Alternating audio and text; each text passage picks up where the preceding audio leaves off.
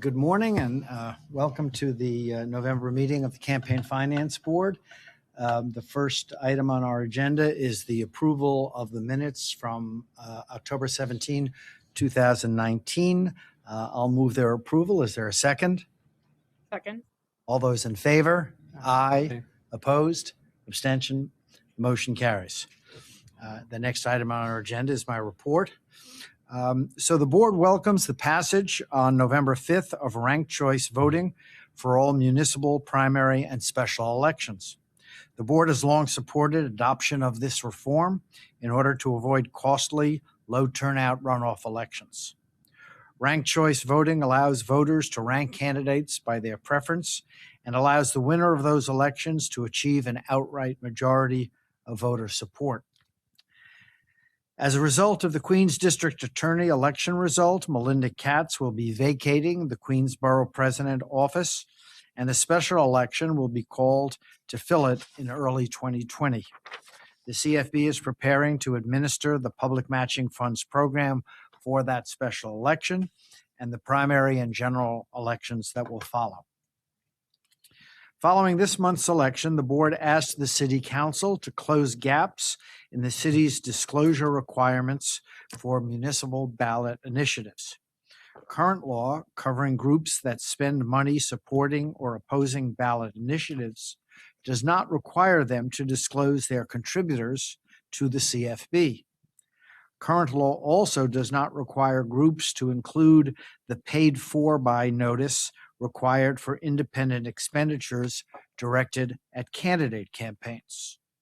Independent expenditure notices must list the names of the top 3 contributors to the group and directs voters to nyc.gov/followthemoney to learn more.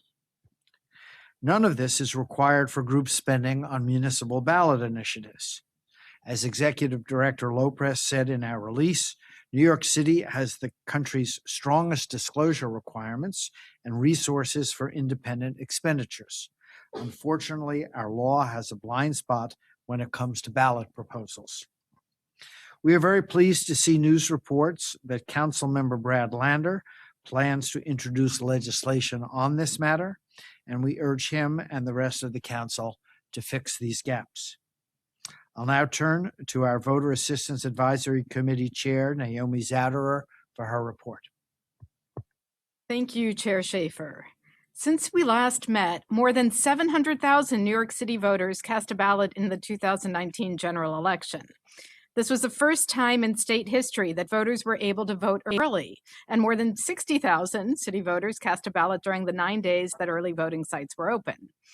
Given the tight timeline between the passage of early voting earlier this year and the general election, the Board of Elections did an excellent job administering this new process.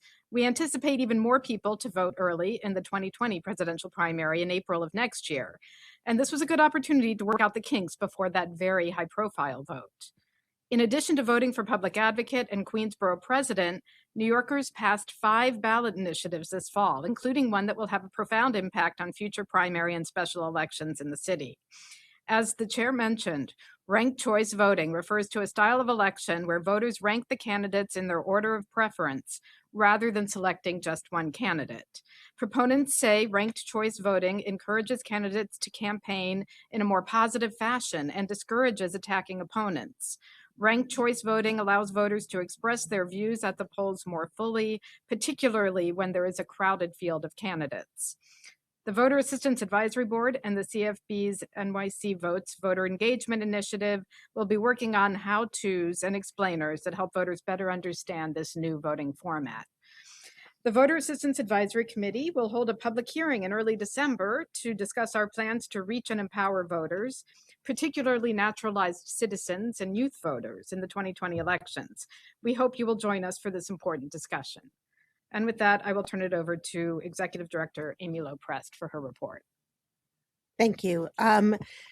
So a number of times of the past couple of months, we've mentioned that the board has been conducting a 5-borough tour to do education initiatives about the campaign finance program through all the 5 boroughs. And I'm happy to report that we have completed the first round, which consisted of 2 sessions in each borough, and over 200 candidates and potential candidates attended those sessions. So thank you all the staff members who worked so hard on that, and all the participants who came out across the entire city. We are planning on doing another round of those trainings in the spring.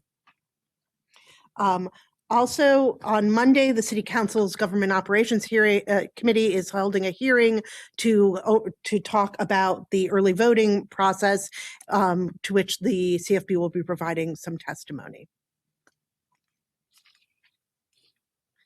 The next item on our agenda is the announcement of campaigns and compliance. I'm pleased to announce that the following candidates from the 2017 elections have completed the post-election audit process without any violations and penalties assessed by the Campaign Finance Board. The board recognizes the diligence of the candidates and their campaign staff in running campaigns that maintain compliance with New York City's campaign finance law. Neither of these campaigns are first-time candidates with the CFB. The 2 candidates are Paul Graziano, a candidate for City Council District Number 19, and Edigio Sementili, a candidate for City Council District 13.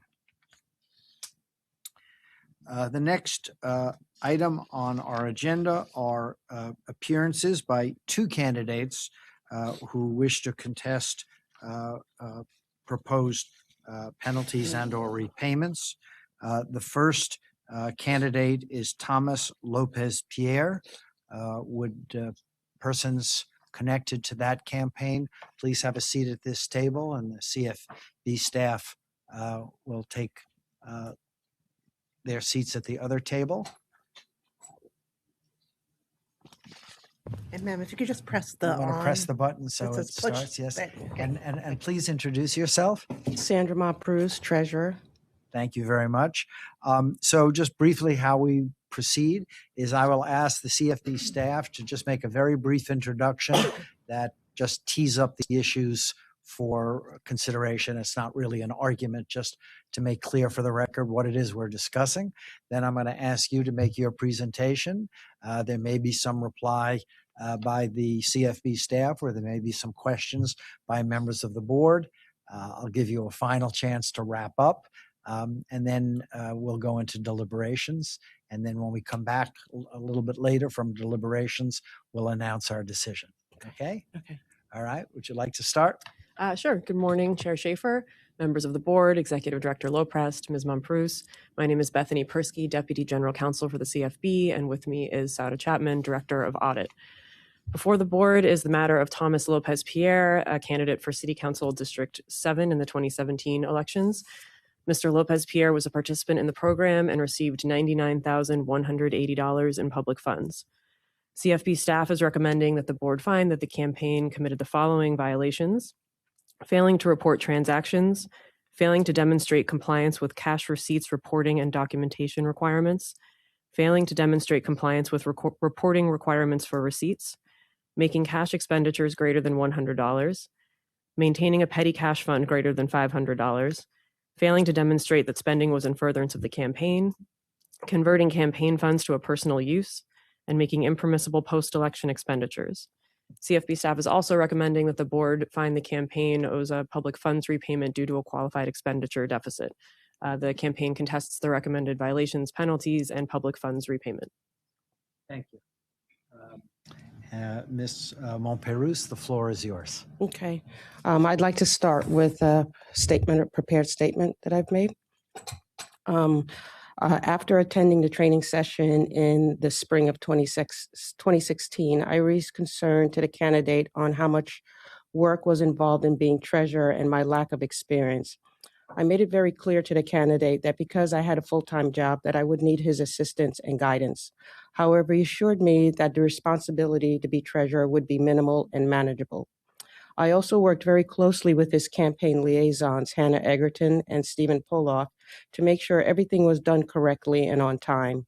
Each and every filing was done at the CFB offices under their helpful guidance. In hindsight, I believe the candidate knowingly targeted me to become treasurer to take advantage of the campaign finance process and my lack of knowledge so that he may commit fraud when possible. I will attest there were minor clerical mistakes that were made on my part, and I will take responsibilities for those errors. In late 2018, the candidate completely removed himself from the whole DAR process related to his 2017 campaign and has become hostile. I continue to work closely with his liaison, Stephen Poloff, throughout the whole DAR process that began in June 26, 2018, fixing my mistakes as well as contacting the candidate via email to explain his decisions and transactions that only he made during and after the campaign, in which the candidate has continued to ignore. For example, the candidate's decision to use money orders to pay his numerous campaign workers because his committee ran out of checks. I sent an email to Donna Ross in which the candidate was CC'd on December 16, 2018, explaining the situation and asking for her guidance on how to resolve this administrative error. In fact, the only response the candidate has made to the Campaign Finance Board regarding his DAR was on June 26 on Twitter. I firmly believe the candidate should take responsibility to the campaign that bears his name. And as I have said from the beginning of, as I have done from the beginning of my tenure as treasurer. However, as I said from the beginning of my statement, I will take responsibility for my mistakes. So I'd like to present to the board the following. Penalty number 2, $591. Penalty number 4, $500. Penalty number 7, $389. I would like to respectfully request the board, if in agreement, that I pay for my mistakes in installments. I'm approaching the busy season at my full-time job in which I can put in overtime to raise the $1,091, which is 18% of the penalties. Thank you. Do you want to explain just a little bit more why you've singled out these 3 as your responsibility? Because I recognize these were mistakes that I should have recognized, and I wanted to take responsibility for those. They were just. And then conversely, maybe it would be helpful if you talked about the other ones and why you don't think you should be responsible for them. Okay.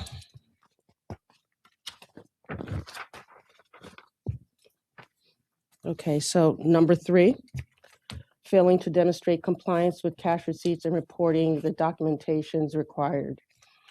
I provided all the cash receipts and deposits provided to me by the candidate. During my time as treasurer, the candidate was the only one collecting and depositing donations in his campaign account, in which he would submit deposit slips to me to record into C-Smart. As provided in the DAR, I submitted submitted previously provided deposit slips, some of which the candidate's signature is on the deposit slips.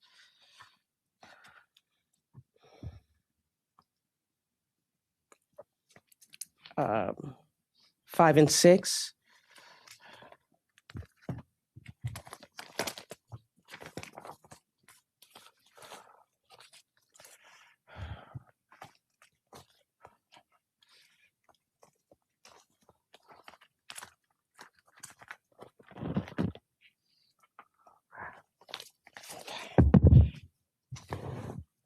As treasurer, I was acting on the best interest to honor the payments of the campaign workers.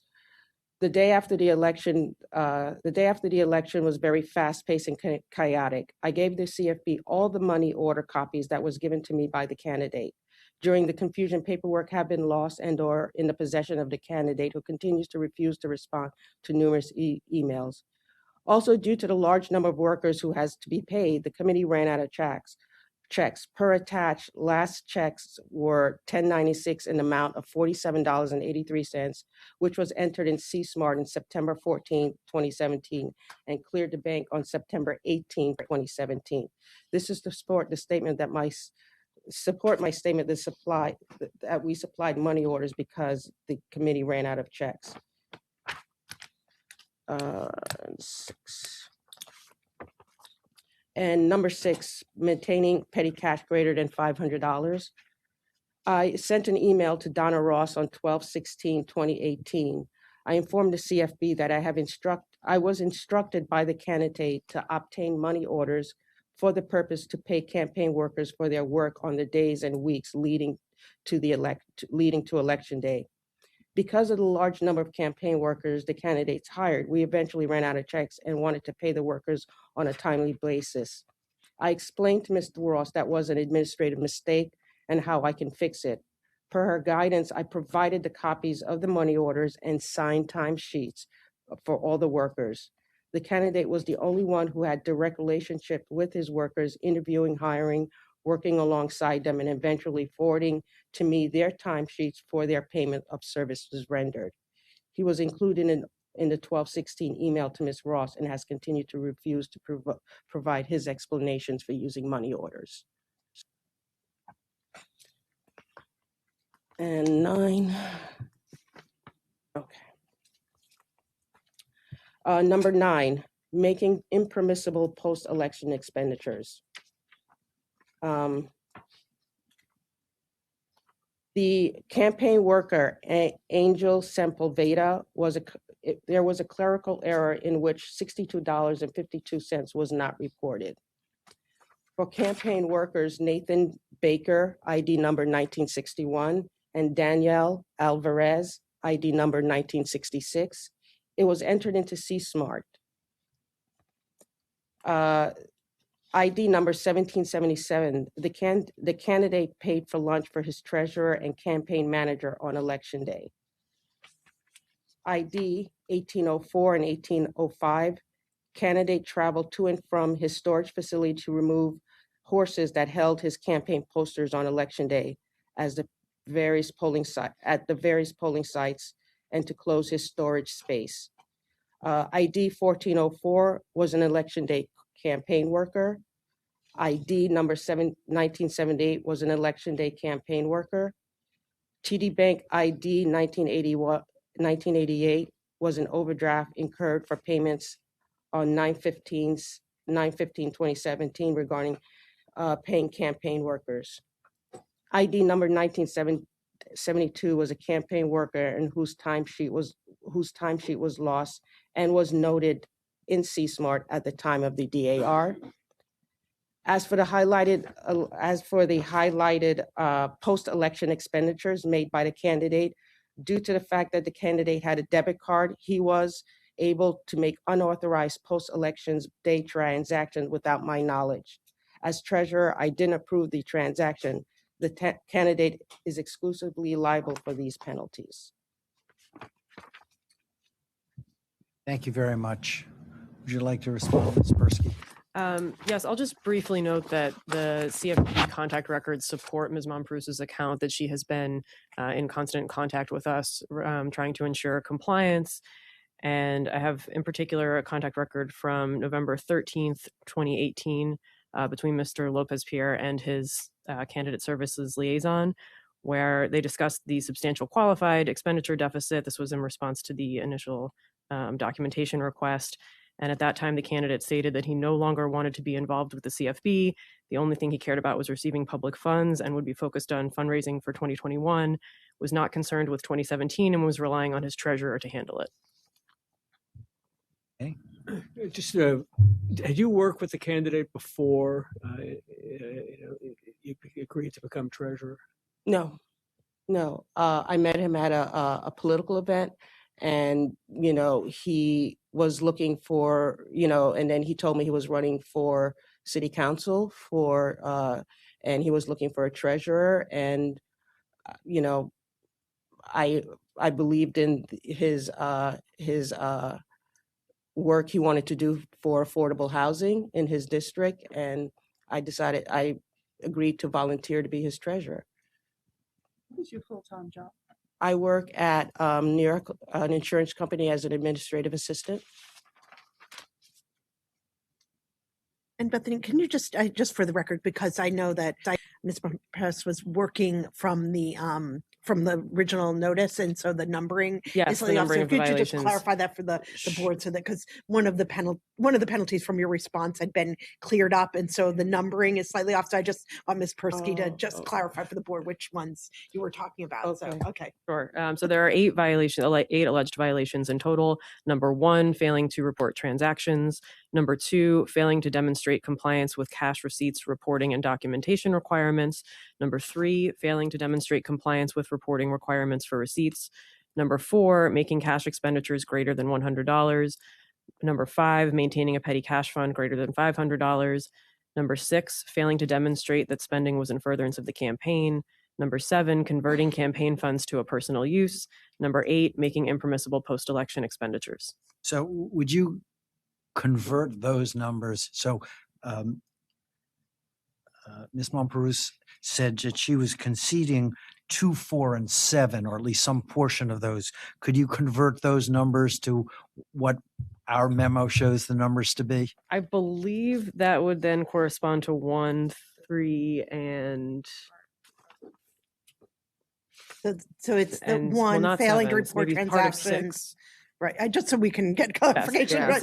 Right. I believe it was failing to report transactions, failing to demonstrate compliance with reporting requirements for receipts, and a portion of making was it the failing to demonstrate spending was in furtherance of the campaign, or making impermissible post-election expenditures. I believe it was one or the other.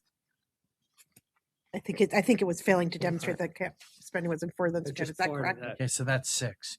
So each of those you just subtract Yeah. subtract 1 Yeah, from each of okay. those. But Okay. it was only part of number And 6. part is number 6. Yes. Yeah, part of number 6. Yes. And then the And staff ones, has our own recommendation in the memo of how the liability should be apportioned. Ultimately, of course, we defer to the board's judgment. In either instance, we do recommend for some portion of the penalties to be allocated only to the candidate and the committee. okay, I'm just trying to get the conversion equation, and it's very simple. You just Yes. subtract 1 Exactly. from, Yeah, I believe that's from right. each of these things. And Okay. your number was. So I believe the 91. Mine, the number I went through was number failing to report transactions, 591. Actually, where the penalty being proposed is only 570. right that penalty was the recommendation was reduced following the enforcement notice response. So that could okay. just maybe be capped Okay. What at is the that? What is that? What is the 570. new number for that? 570. 570 is the recommended penalty. So I'm not sure if the 591 was the total previous recommended amount. It may have been. Yeah. It was. Okay. 570, Yes, it was. 500. All right, so I take it 570 you that don't want to pay becomes. more than you have to.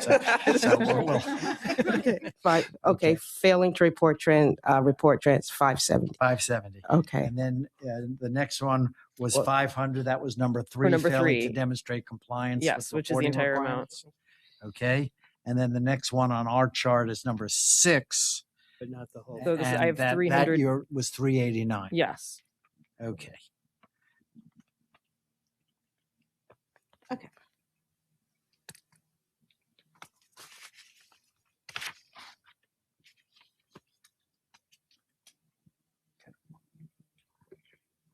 So I get a total of 1459 for those 3. Sounds right. Which is, I think, $21 less than what you had said. Okay, just trying to get the numbers straight. okay. Okay. Other questions or comments? You're welcome to wrap up, but if you have nothing further to say, No, I said you've done a good everything. job. Thank you. Okay, thank you very much. Thank you. Our next candidate appearance is the candidate is Elvis Santana.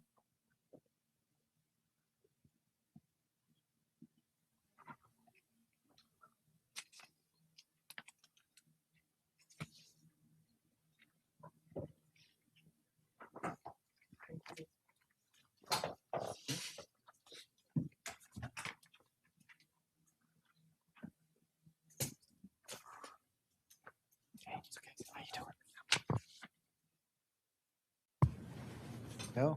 Would you like to introduce yourself? Yes. As you guys know, I'm Elvis Santana. It's a nice name to have around. I'm here because the violations that we are accepting and hopefully to conclude and just say that we would like to pay, of course. I know that the two violations were first the violation to give the receipts, cash receipts, and the other was to respond to the DAR. We were aware, we complied, we worked with the Campaign Finance Board, and I suppose that's all that I have to say. Okay. I don't have anything further to add. The campaign had indicated that it was contesting the violations, but they were willing to pay. Well, that was easy. Yeah, I know. Yeah. It's my first time. Okay, and yes, you do have a great name. I did. It comes with some backlash. Okay. All right. Thank you all very much. Thank you. We're going to go into deliberations now.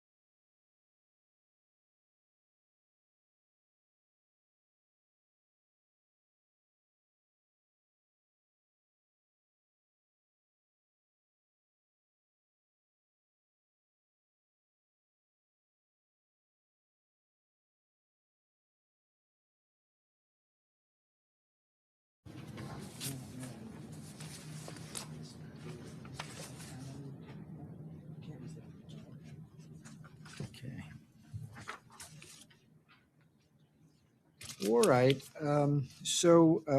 After deliberating, the board is proposing and the following disposition with respect to penalties and public funds repayments. I'll go through all of the candidates and all of the numbers, and then we'll vote it as a package. So the first candidate, and of course this includes candidates who did not appear today and did not contest. So the first candidate is Lori Cumbo, a candidate for City Council District number 35. The board is proposing to find the following violations and the following penalties. Number one, failing to demonstrate compliance with cash receipts, reporting, and documentation requirements, $258. Two, failing to report transactions in daily pre-election disclosure statements, $250. Three, failing to document a transaction, $75. Four, accepting an over-the-limit contribution, $562. Five, accepting a contribution from a limited liability company, $125. Six, failing to demonstrate that spending was in furtherance of the campaign, a violation but no penalty. Seven, making impermissible post-election expenditures, $376. Eight, exceeding the expenditure limit, $475, for total penalties of $2,121. There is also a recommended public funds repayment of $15,316 for a sum total of $17,437. Next, Thomas Lopez Pierre, candidate for City Council District number 7. The board proposes to find the following violations and the following penalties, for the moment only with respect to the candidate and the campaign itself. We'll come to the treasurer in a moment. One, failing to report transactions, $570. Two, failing to demonstrate compliance with cash receipts reporting and documentation requirements, $197. Three, failing to demonstrate compliance with reporting requirements for receipts, $500. Four, making cash expenditures greater than $100, $477. Five, maintaining a petty cash fund greater than $500, $2,532. Six, failing to demonstrate that spending was in furtherance of the campaign, $1,164. Seven, converting campaign funds to a personal use, $400. Eight, making impermissible post-election expenditures, $342. Total penalties, again, against the candidate and the campaign, $6,182. On top of that, a recommended public funds repayment of $54,107 for a total of $60,289. With respect to the campaign,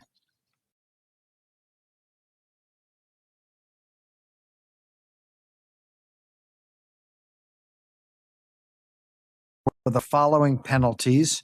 Number one, and I'm just going to use the numbers now, but violation number one, $570.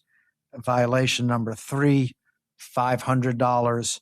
Violation number six, $389, for a total, with respect to the treasurer's joint and several liability, of $1,459.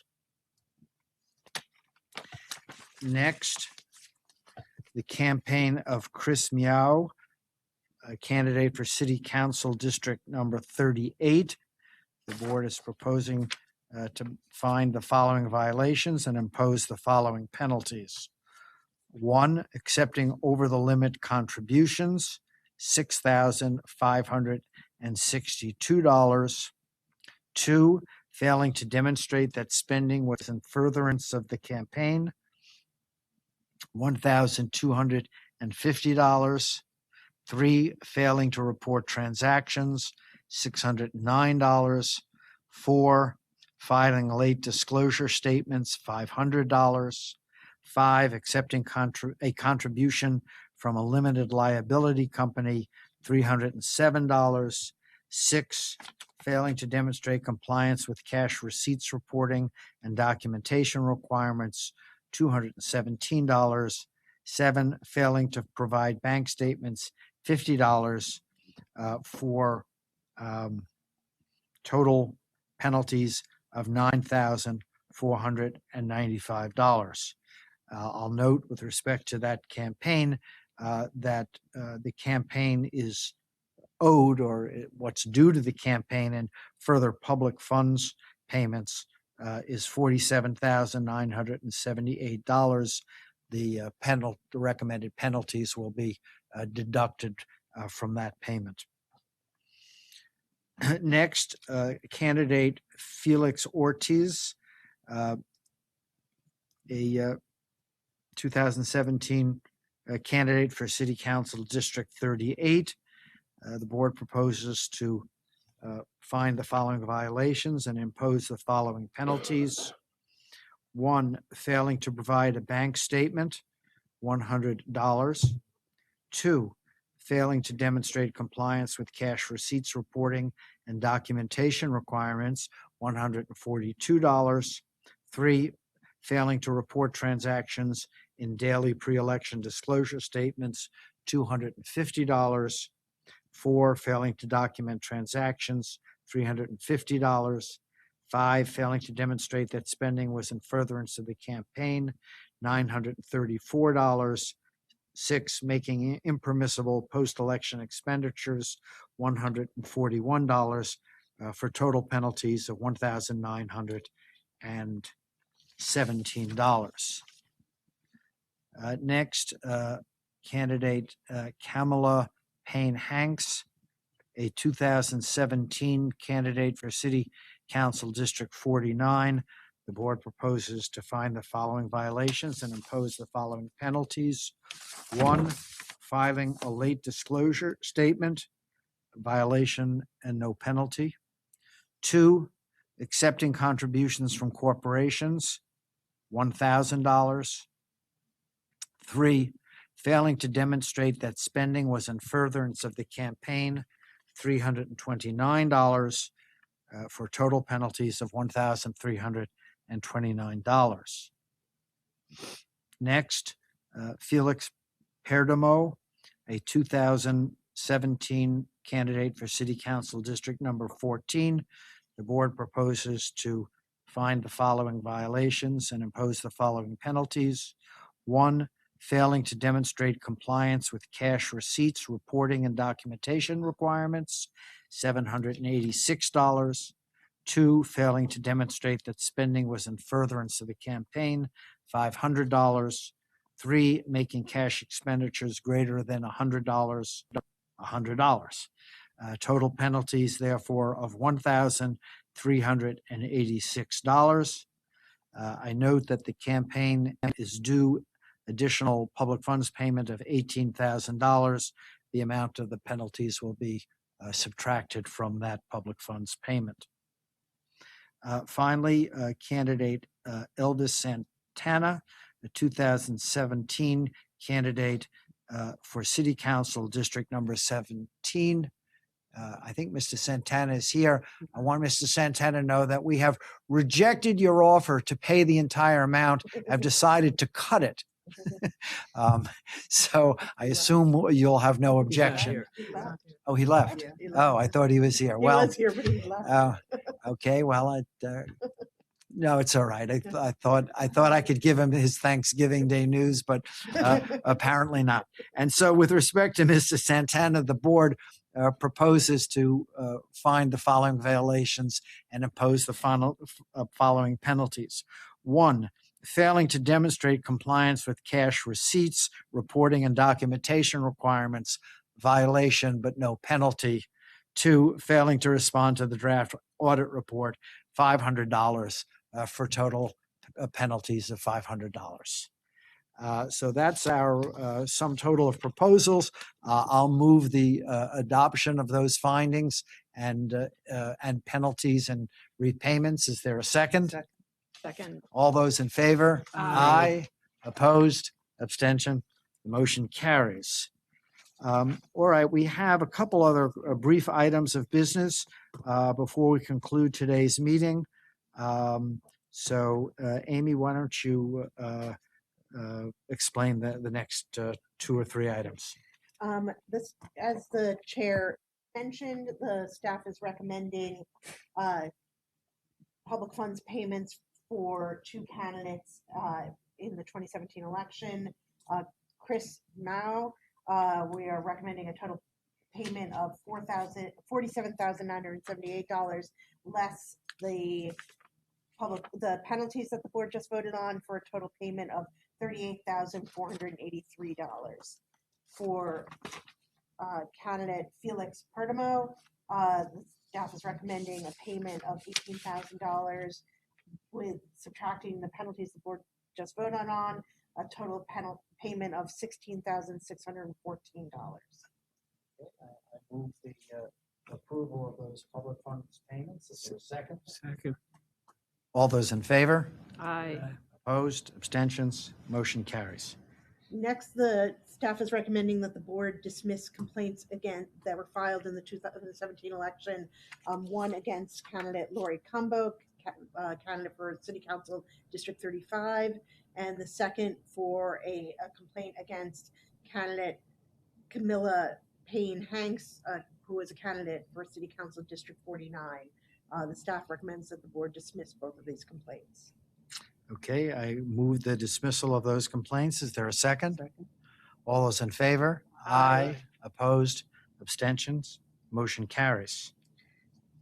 Finally, the staff is recommending that the board ratify 2 public funds payments that were made for the 2019 off-year general election that were previously approved by the chair.